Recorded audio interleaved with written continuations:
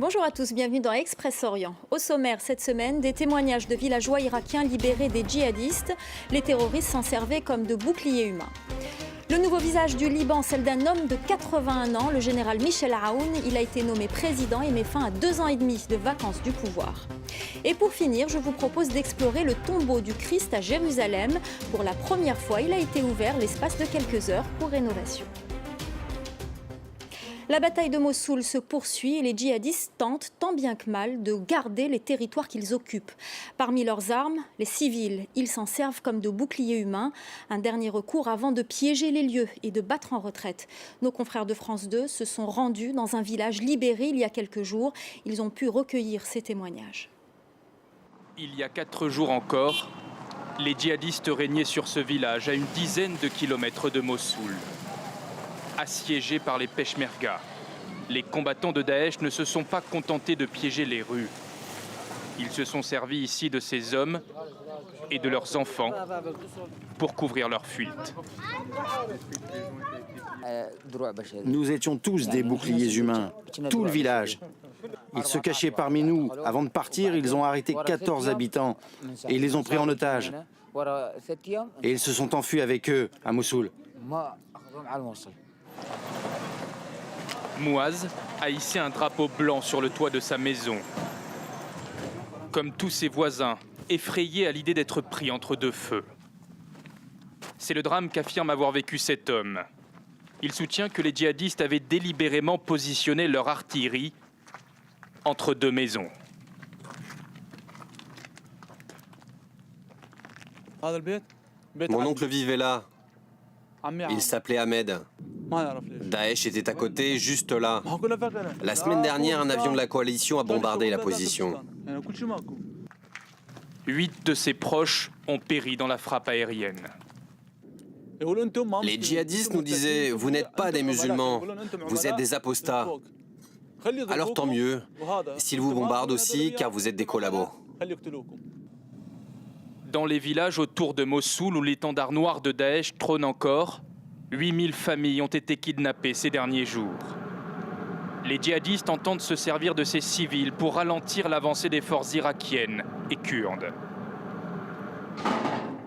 Eux ont risqué leur vie pour ne pas connaître le même sort. Descendez, descendez. Ils se sont échappés au lever du soleil, avec dans les bras ce qu'ils ont de plus cher. Donne-moi l'enfant. Accueillis par les Peshmerga dans ce camp de réfugiés. Allez chercher sa maman.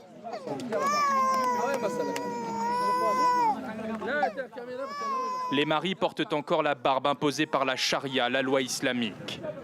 2 ans et 4 mois, durant lesquels même une simple cigarette leur était interdite. Ils n'ont pas de pitié, pour personne. Quand tu leur dis que tu n'as pas de travail, ils te disent « Engage-toi avec nous !» Quand tu leur dis « Je n'ai pas à manger », ils te disent « Viens combattre avec nous ». C'est ça leur méthode. Elle s'appelle Sidra. C'est la fille de Youssef. Elle n'a qu'1 an. Le premier jour de sa vie, sans Daesh. Un nouveau président pour le Liban, mais pas un nouveau visage. C'est un militaire, un vieux loup de la politique libanaise qui prend les rênes du pays après 2 ans et demi de vacances du pouvoir. Le général Michel Aoun a fait le consensus, son portrait signé David Gilbert. Son visage s'affiche depuis plusieurs jours sur des bannières à travers le pays. À 81 ans, Michel Aoun marque une nouvelle fois l'histoire du Liban en accédant à la fonction suprême réservée à un chrétien maronite. Cet ancien militaire, adulé par ses troupes, est extrêmement controversé après avoir passé sa carrière à faire et défaire des alliances au gré de la vie politique libanaise. Son élection est intervenue grâce à un accord scellé le 20 octobre dernier avec l'autre homme fort du Liban, Saad Hariri, qui pourrait en échange retrouver le poste de Premier ministre. Bien sûr, il y a des divisions politiques. Et c'est ce que nous essayons de réparer afin de réorganiser l'unité nationale. Toute la classe politique libanaise s'est ralliée ces dernières semaines à cet accord après 2 ans et demi de vacances de la présidence.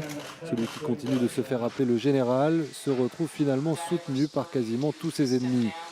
Michel Aoun en avait affronté certains lors de la guerre civile au Liban, pendant laquelle il a dirigé l'armée libanaise, puis le camp anti-syrien. En 1990, il doit quitter son poste de président par intérim, chassé par les troupes d'Hafez al-Assad. Il s'exile alors en France pendant 15 ans. Puis en 2005, c'est le retour triomphal dans son pays après le départ des troupes syriennes du Liban. Aujourd'hui, c'est un jour de joie. Je suis de retour avec bonheur après avoir quitté ce pays pendant 15 ans. Je reviens alors que brille de nouveau le soleil de la liberté pour que nous construisions tous ensemble un nouveau Liban. Mais quelques mois plus tard, à la surprise générale, Michel Aoun va s'associer au Hezbollah, allié historique de Damas, la milice chiite qui a soutenu le général pour sa candidature à la présidence. Les voix du Hezbollah et celles du camp adverse se sont donc additionnées pour lui offrir le poste de chef de l'État, après 45 scrutins sans majorité des 2 tiers nécessaires. Un rebondissement dont seule la classe politique libanaise a le secret.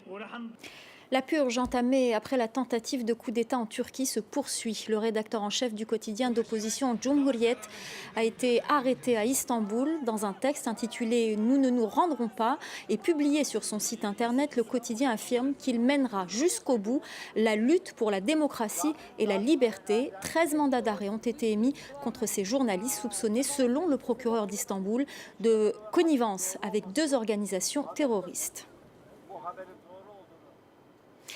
La situation des civils au Yémen est de plus en plus préoccupante. Ils sont ciblés par les bombardements de la coalition menée par l'Arabie saoudite qui vise les hôpitaux, les marchés et les points d'eau. L'aide humanitaire ne leur parvient pas et les blessés graves ne peuvent être évacués vers l'étranger en raison de l'embargo imposé par Riyad et ses alliés. À l'hôpital de Sanaa, de nombreux patients ne pourront être sauvés que s'ils sont évacués à l'étranger. C'est le cas de Marwan, blessé lors de frappes aériennes en octobre. Mais décoller depuis la capitale yéménite est impossible. L'aéroport international est fermé depuis août dernier. Son cas ne fait qu'empirer. Ses blessures deviennent de plus en plus sérieuses, car nous n'avons pas les médicaments et l'équipement médical adéquat ici au Yémen. Sa situation n'est pas stable. Il ne peut pas se faire opérer ici. Nous appelons le monde entier et le monde musulman à rouvrir l'aéroport de Sanaa, ne serait-ce que pour transporter ce genre de cas à l'étranger. Le Yémen est en guerre depuis 2015, lorsque des rebelles ont pris le contrôle d'une partie du pays, y compris Sanaa. Une coalition menée par l'Arabie saoudite est intervenue pour soutenir le gouvernement reconnu par la communauté internationale et impose un blocus maritime et aérien. Raison invoquée, l'aéroport sert à des livraisons d'armes au profit des rebelles.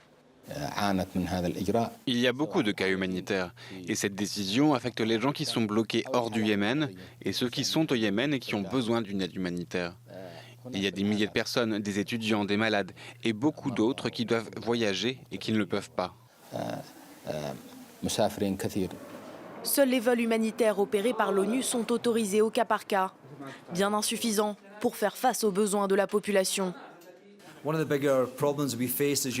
L'un des plus gros problèmes auxquels nous sommes tous confrontés dans ce pays, ce sont les vols yéménites qui n'arrivent pas à Sanaa. Aussi, nous avons appelé les parties à autoriser ces vols à atterrir à Sanaa de nouveau pour que la population puisse bénéficier d'un répit nécessaire. Abdel Salam attend lui aussi avec impatience la réouverture de l'aéroport. Avant le blocus, il espérait partir étudier en Inde. Aujourd'hui, son avenir est entre parenthèses. J'ai reçu une bourse d'études pour un master à l'étranger. Mais puisque l'aéroport est fermé, je suis bloqué et je ne peux pas voyager. Il y a d'autres aéroports au Yémen desquels on peut voyager. Mais malheureusement, nous ne pouvons pas les rejoindre à cause de l'insécurité. C'est trop risqué de passer par les routes du Sud. Donc je ne vais pas pouvoir terminer mes études avant longtemps. Depuis 18 mois, la guerre qui fait rage au Yémen a fait près de 7000 morts, 35 000 blessés et déplacé plus de 3 millions de personnes.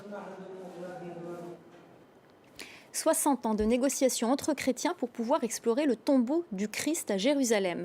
Ce qui a sans doute précipité les choses, la structure de marbre qui abrite le lit funéraire de Jésus qui menaçait de s'écrouler. Pour la première fois depuis plus de 200 ans, l'épaisse plaque de marbre a été soulevée. Révélera-t-elle des secrets? La réponse dans ce reportage. C'est le lieu le plus sacré du monde chrétien. Mais la tombe du Christ, abritée ici depuis 1810, dans cette structure de marbre, menaçait de s'écrouler. Dans le cadre de sa rénovation, pour la première fois depuis plus de 200 ans, l'épaisse plaque de marbre du tombeau a été soulevée par des scientifiques. Le lit funéraire du Christ ouvert va-t-il révéler de nouveaux éléments sur sa mort ? Un enjeu capital pour les chrétiens du monde entier. L'Église a toujours encouragé d'ailleurs les investigations archéologiques qui nous amènent toujours des informations nouvelles sur les lieux saints. C'est très prenant, quoi, je veux dire. On se sent investi à l'intérieur de l'inspiration du Christ, en fait, en quelque sorte. Dans le cadre de ces travaux, pour la première fois, les chercheurs vont pouvoir analyser et dater les différentes composantes du tombeau, et notamment ce rocher sur lequel aurait reposé le corps du Christ. Selon l'Évangile, l'intérieur de la tombe est censé être vide. Normalement, on ne doit rien trouver. Si on trouvait un squelette, ça voudrait dire que Jésus n'est pas ressuscité, mais ça voudrait surtout dire peut-être que le squelette qui est là n'est pas celui de Jésus. C'est l'humidité des lieux et les 2 millions de visites par an qui menaçaient directement le lieu sacré. Les pèlerins pourront se recueillir devant le tombeau rénové dans quelques mois pour les fêtes de Pâques. Voilà, c'est la fin d'Express Orient. Restez avec nous, l'info continue sur France 24.